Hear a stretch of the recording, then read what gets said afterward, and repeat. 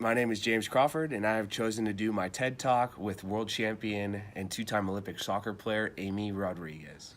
Amy Rodriguez was born in Lake Forest, California, where she played on the national championship winning club teams, was also a All-American and a Gatorade Player of the Year at Santa Margarita Catholic High School. She continued her education at University of Southern California, where she won multiple titles, an NCAA Division I national championship. Amy then went on to participate in the 2008 Olympics in Beijing, winning the gold medal, and in the 2011 World Championship in Germany, being a runner-up. In 2012, she participated in the London Olympics, where she won her second gold medal, and in 2015, winning a World Cup in Vancouver, Canada, where she and her team were world champions. In the U.S. Women's Professional League, Amy was honored as the MVP on multiple occasions and has been a two-time league champion. Over the course of her career, Amy has become a mother of two boys and is currently recovering from a torn ACL. Amy is a very high-class athlete, and with that comes a lot of media recognition. The U.S. women's soccer team is one of the most successful teams in professional sports, and over the course of the last few years has really strung up some attention. On the U.S. women's national team, there is so much diversity, and there's so many personal narratives that are projected on the media today. Today's sports media appears to be very inclusive, with coverage of a multitude of sports over several narratives on diverse athletes. Women's athletes are seeking more coverage than they have before, with the pioneers like Serena Williams and Ronda Rousey, but the coverage is not enough, and if often not based on their actual job performance, often the media addresses female gender, starting with being a woman and being sexualized. In Romper's article, sports journalist Karen Kraus said, "To be a female athlete, it is to feel as if she is the sum total to her physical assets, or invisible." It continues on to address the two trends of women in media sports, saying how underrepresented and sexualization have been persistent in sports media. Amy's media persona was once bright-eyed and bushy-tailed. She was the new kid on the block, to now being the super soccer mom. Amy was the classic all-American girl, to her media portrayal being very positive. I actually had the opportunity to discuss with her personal perspective on her own media portrayal and the importance of what it is to be a woman in women's sports media. Amy, throughout your career, what has your media image been from now until back then? I will say media has changed a ton since I began my career. I started back in 2007, 2008, where Instagram and social media really didn't exist.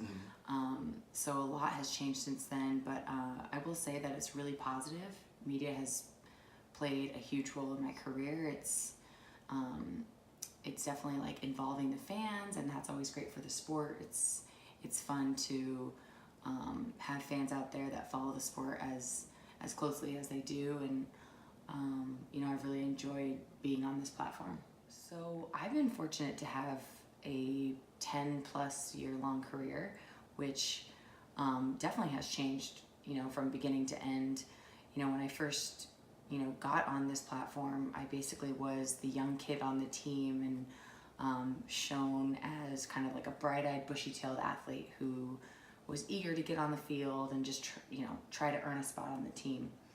Now that I'm more of a veteran player, and I've been on the professional stage for almost 10 years, things have definitely changed. I've now become a mom of two. Personally, I definitely have more of the mom / professional athlete type of platform, as opposed to the young 19-year-old that's just joining the team. So I've definitely traveled through my journey of when I first started to now, and how the media kind of portrays my personality. Amy, so what is your current endorsements, and what image do they portray? So I've been fortunate that I've been approached by several companies to endorse their products, and I've signed contracts to certain sponsorships.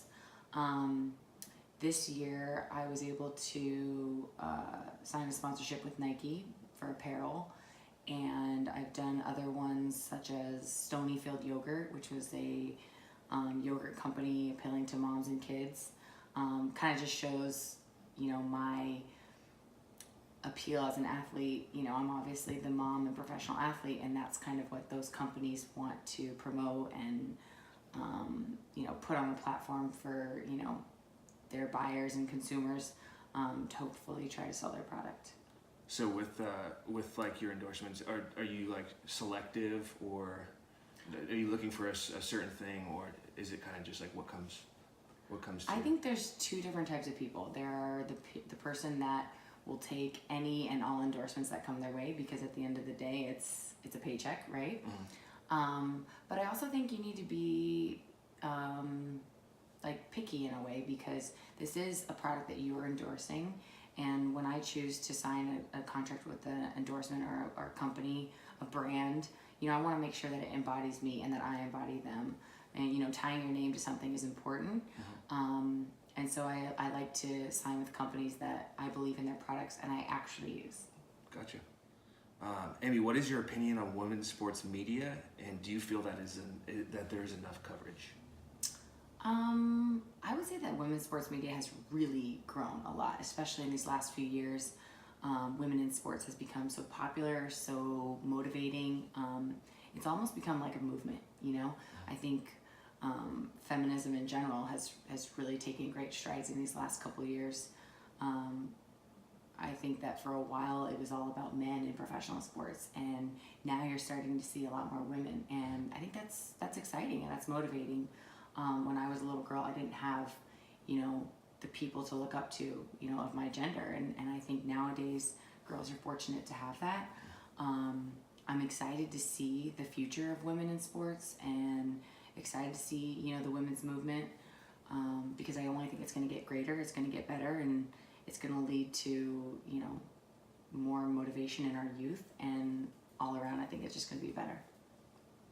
Awesome. Amy, I know your team receives a lot of coverage in regards to equal pay, and it receives a lot of publicity for that. Can you go in further about the issues and what it means to you? Yeah, so just in this last year, my national team has been fighting over getting equal pay for equal play. The job is demanding no matter what gender you are, and I think that goes across many different occupations, not just professional sports. But I think in my position, we want to fight for gender equality, and that's getting paid the same amount. We don't want to take a backseat because of our gender, and my team right now has really been pushing the idea of equal pay, equal play, and I think that's the direction that America needs to go in. It's the direction that the world needs to go in, because when my boys grow up, I don't want them to see gender. I want them to see people for who they are. I want them to feel like they have equal opportunity as anybody, no matter race, gender, ethnicity, religion, whatever it might be. And I do think that my team has made great strides in this last year to try to, make the gap a little bit smaller, the wage gap and the pay gap. But we still have a long way to go. So as a woman and a woman in sports, definitely going to be pushing the equal play, equal pay. And hopefully as a country, we can just rally together and make that happen. After having the opportunity to personally get to know Amy and researching her media image, it is safe to say that her image is very true to who she is. Amy is a champion in her own right and an amazing wife and mother of two.